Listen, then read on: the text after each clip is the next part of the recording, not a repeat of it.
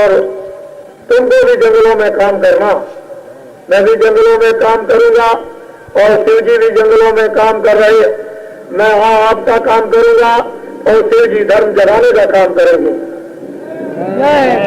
उनका काम धर्म जागरण का होगा और हमारा काम आपका होगा। तो देखो कैसे क्या काम होता है। अब तो ये खेल तमाशा लोगों को देखने को मिलेगा ही। आज इतने दिन हो गए, मैं ये देखता हूं कि 18 तारीख से लोग कितनी संख्या में आ गए यहाँ उपस्थित इस जंगल में पड़े हुए हैं। किस तरह से पड़े हुए हैं इसका भी लोगों को ज्ञान होना चाहिए। मथुरावासियों को आने जाने वाले दिल्ली मार्ग पर, आगरा मार्ग पर दूर दूर से जो ट्रक चलते हैं उनको भी जानना चाहिए कि इस जंगल बियाबान में किस तरह से लोग अपने नन्हे बच्चों को लेकर गोद में यहाँ पड़े हुए हैं। क्या बात है। अगर यही बात को हम लोग समझ लेते तो भारत का नक्शा समझ में आ जाता है। ये वास्तव में जो समाजवाद हमने सोचा था, आज समाजवाद क्या है इसको तो कोई क्या जान सकेगा।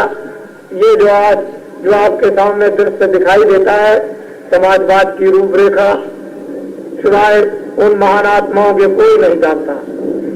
किसी को पता ही नहीं कि समाजवाद कहते किसको है, मानववाद क्या है, प्रजातंत्रवाद किसको कहते हैं, ये किसी को पता नहीं। ये तमाम इतनी प्रजा यहाँ पर पड़ी हुई है, ये भी आपको जानना चाहिए था। लेकिन इसकी अवहेलना जो लोग अनसुनी करते हैं, अनदेखी करते हैं, देखते हुए भी और आंखें कान सुनते हुए भी, बुद्धि से विचार करते हुए भी, और फिर इस तरह से चुपचाप हो जाते हैं। इससे ये मालूम होता है कि उन लोगों का नुकसान होने वाला है।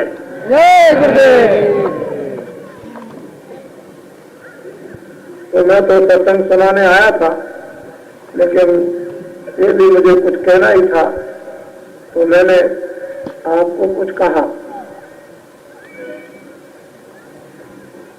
बोलो थोड़ा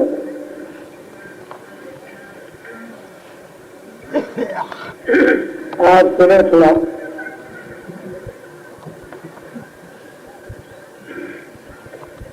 देखो देसन को सजनी कभी जाए, सूरज कहती है सखियों से,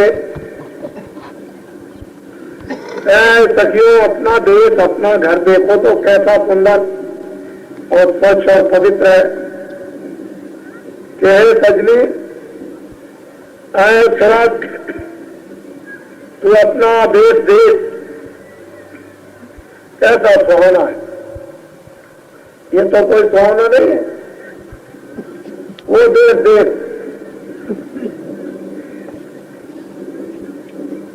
जिसकी तूने कल्पना छोड़ दी, वो तेरा घर कैसा है उसको बता रहे।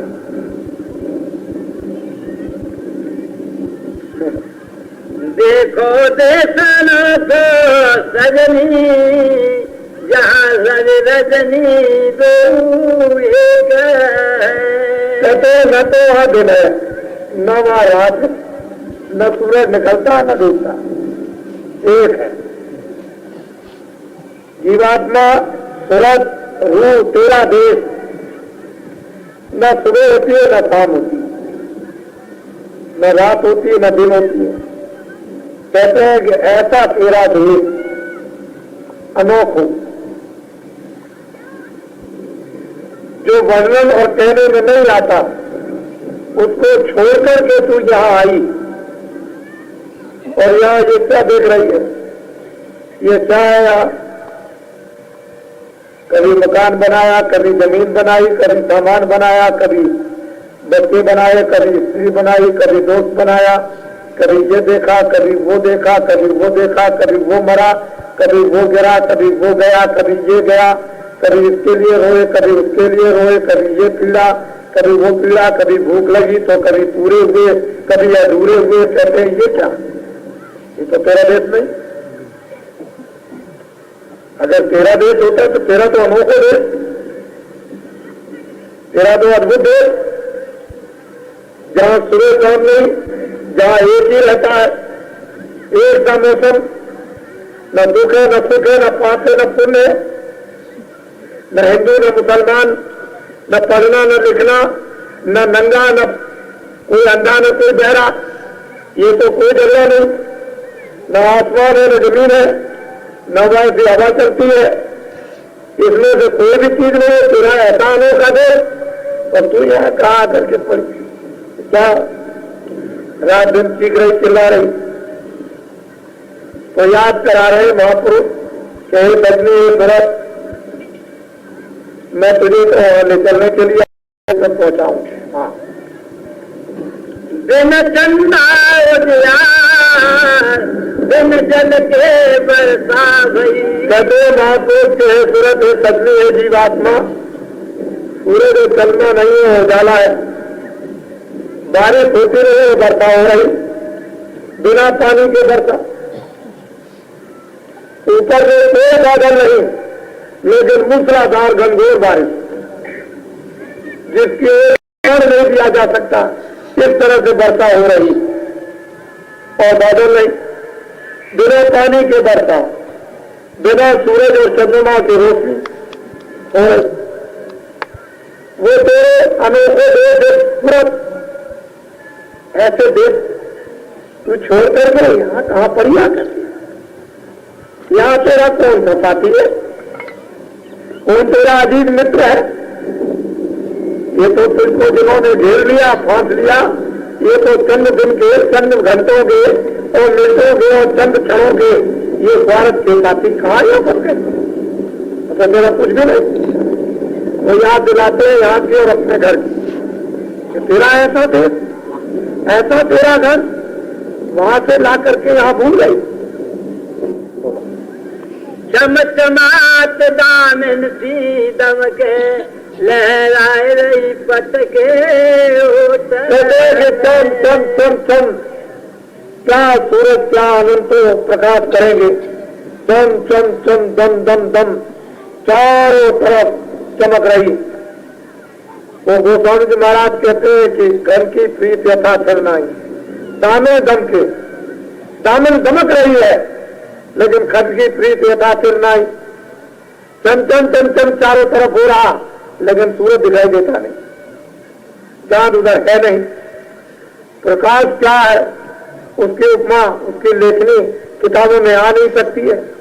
ऐसा तेरा अद्भुत और अनोखो और सुहावनो और आनंद को और प्रेम कैसे बरसता है, जैसे मूसलाधार पानी और बादल कुछ भी नहीं हो, प्रेम बरस रहा, और उसमें रुए जीवात्माएं उसमें किस तरह से पीती है, ये तो वो वहां देखने को मिलता है। ऐसा घर तूने छोड़ दिया, यहाँ आकर के फंस गई। हाँ, अच नजर पर मेरी सजनी, कहते हैं कि बड़ा आश्चर्य है सूरत है सजनी, जब कभी महात्मा आने जाने वाले जब कभी मिलते हैं और उनकी नजर तुझ पर पड़ जाए, दया दृष्टि हो जाए, तो ये अनोखो देश तेरा अपना फिर मिल सकता है। जब तक उनकी दया दृष्टि तुझ पर नहीं पड़ेगी तब तक तुझे अपना घर जहां से तू आई है तुझे कभी नहीं मिल सकता। उस घर की याद दिलाते हैं, यहाँ तू फंस गई उसको बताते हैं, फिर वो त्राय करती है कि मैं कैसे जाऊं, मेरे पास बल नहीं, पौरुष नहीं, शक्ति नहीं, साधन नहीं, रास्ता नहीं, कोई उपाय नहीं, मैं बोझा लगा है, कोई भार नहीं उतार सकता है। तो उनकी दया दृष्टि होनी चाहिए। हे सजनी, जब तक उनकी दया दृष्टि नहीं हो जाएगी तब तक कोई काम होने वाला नहीं। उसके लिए इंतजार करना, खोजना, ढूंढना, भागना, दौड़ना, दया दृष्टि लेना, लहर लेना, ये जब काम बन जाए और एक लहर आ जाए उनकी दया दृष्टि की, तो हमेशा के लिए काम अपना घर में जाए। वो नहीं मिलेंगे तो हो नहीं सकता कुछ। हाँ, नीचे गगन मही थलो पर अमृत धार। और बड़े ध्यान से मेरी बात को आप सुने, यहाँ जमीन है नीचे, आसमान है ऊपर, वहां पर जमीन ऊपर है और आसमान नीचे, और फिर घनघोर वर्षा अमृत की हो रही। वहां जमीन ऊपर है, आसमान नीचे, यहाँ जमीन नीचे, आसमान ऊपर, यह है उल्टा खेल। और फिर उस पर घनघोर वर्षा अमृत की हो रही है। जब वो जीवात्माएं जब ये दृश्य, ये कौतुक, ये जलवा जब देखती हैं, ये कौन किससे सुनाया जाए भाई? कौन सुनने वाला? कौन सुनता कौन है? जानता कौन है? किसी को पहले से सुनाया गया हो तो सुने, किसी को मालूम है, कोई जानता ही नहीं, बताने वाला कोई नहीं है, तो कैसे कौन सुनाए? कौन सुने? न सुनाने वाला न सुनने वाला, दोनों में से कोई नहीं। तो ये है सजनी है तुरंत, दया दृष्टि महापुरुषों की हो, एक लहर आ जाए, काम बच जाए, ऊपर क्या हो रहा है, नीचे क्या है, तो कहा फंसी हुई है। अब तुझे सौभाग्य से ये मानो तन मिला, दोनों आंखों के पीछे घाट पर बैठ गई, और जरा उनकी दया दृष्टि ले ले, एक ही रोज में तो काम बनता है। बड़ी मधुर, कितनी मीठी है, उसमें क्या कोई मिश्री कहूँ तो नहीं कुछ ऐसे, चीनी गुड़ कहे तो कुछ बनता नहीं है, और भी उससे कुछ मीठा हो कहा नहीं जाता, ऐसी कहते हैं मधुर और मीठी मृदुल, खेचने वाली कथित यानी बाणी, और बिना मुक्के हो रही।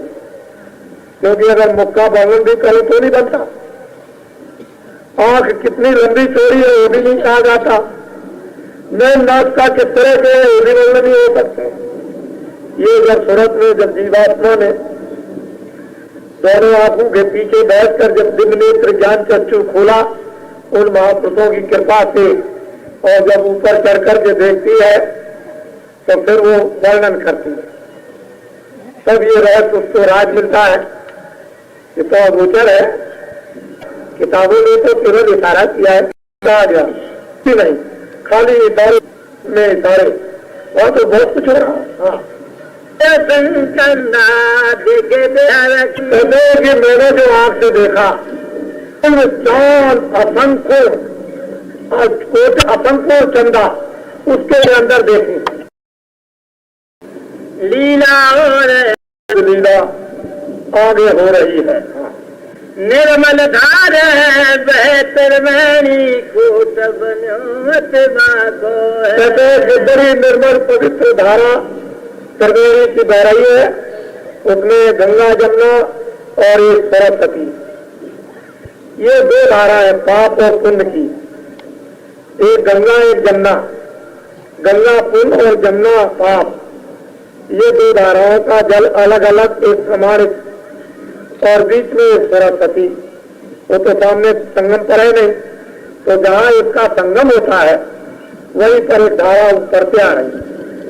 इतनी बड़ी अथाह त्रिवेणी संगम नदी है कि अगर देखिए अरबों अरबों मील आगे, अरबों अरबों मील पीछे ये त्रिवेणी संगम का पाठ, तो इस अगम धारा को कौन कहेगा? और उसमें जीवात्माएं स्नान करती हैं और फिर सरस्वती की धारा को पकड़ कर और सीधी आगे चली जाती हैं। और उस सरस्वती धारा का पाठ क्या है? ये तो महात्माओं ने कई जगह पर इशारों में कुछ वर्णन किया। कहा जो जन बदन परे तू देखत हो तसना को है, कि कितना उसका बड़ा शरीर है, 16 योजन, ये सन्नाटा होता है कि इतना बड़ा उसका शरीर। तो बताइए फिर कैसे इसका अनुमान दिलाया जाए? इधर से सूरज निकलता है उधर डूबता, तो निकलता इधर, उधर से निकलता है इधर डूबता, इधर से निकलता है उधर डूबता।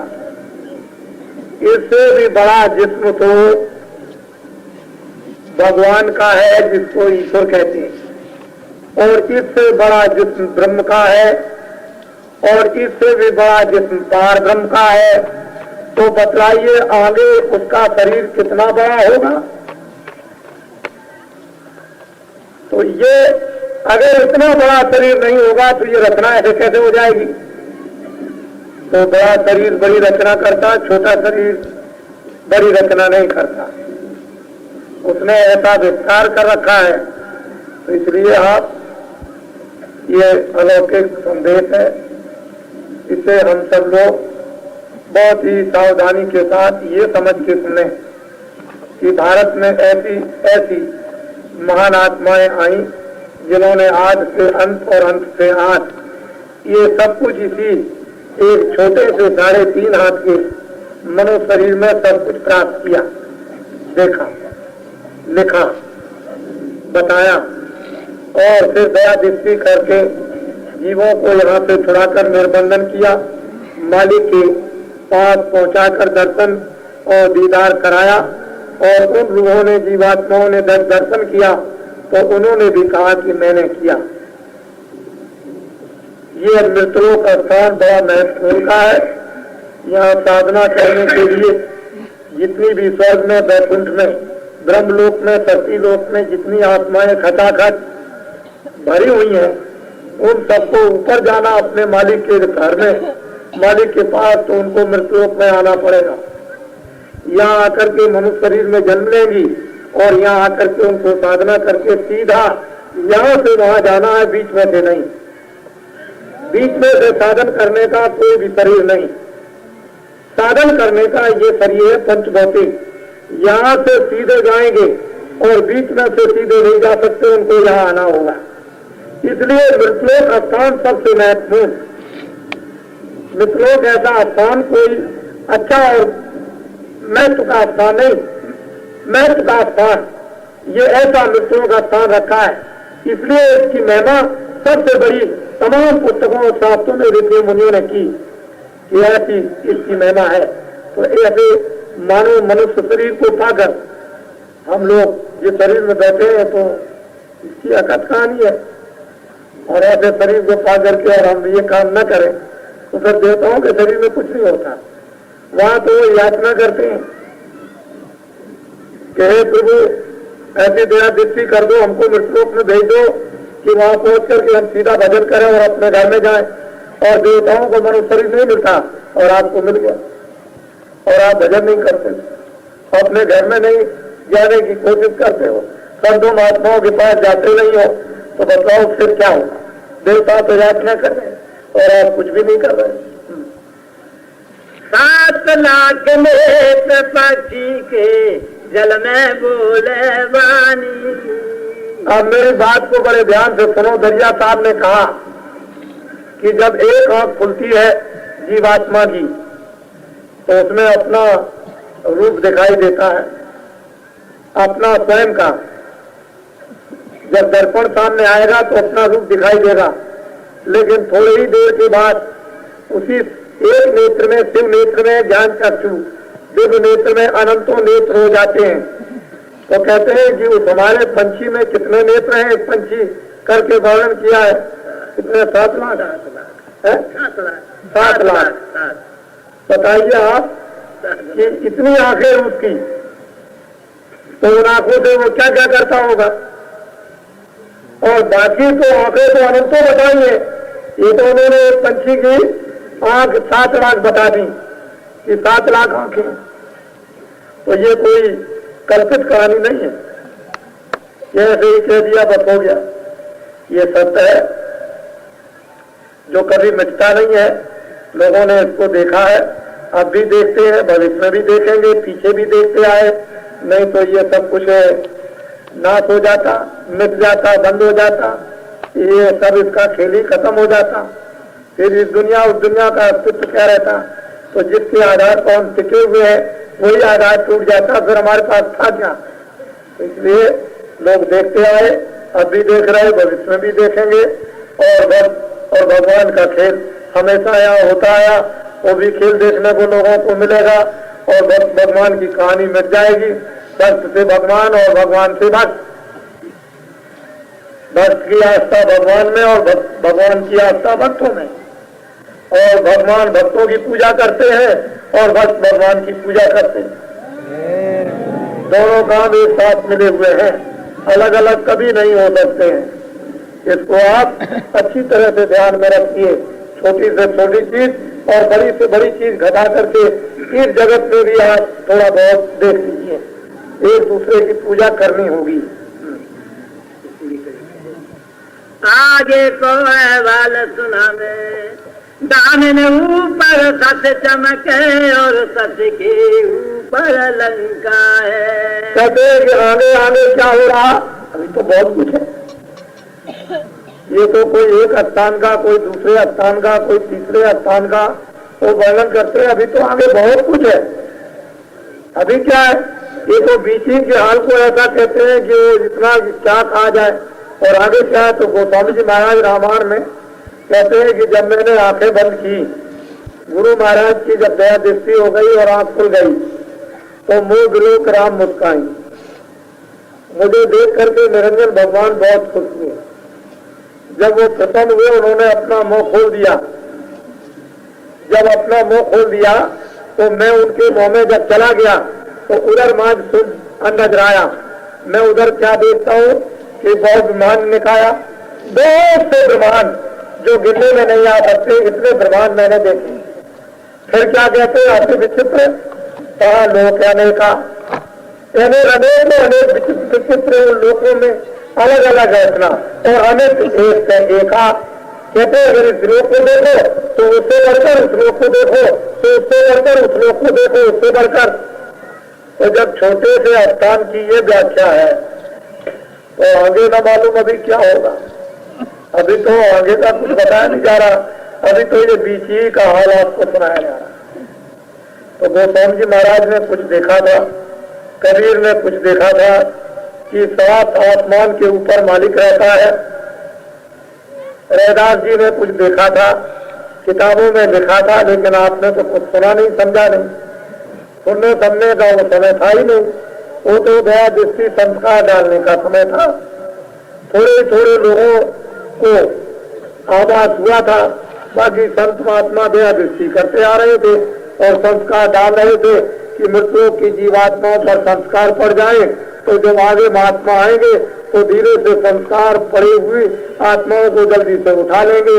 तो उन महात्माओं ने संस्कार डालने का बड़ा जोर शोर से काम किया, और फिर काम तो बहुत किया, लेकिन उठाने का काम जो सामूहिक हो तो आगे चल के आपको देखने को मिलेगा कि जीवात्माएं कैसे उठाई जाएंगी, कैसे निकाली जाएंगी।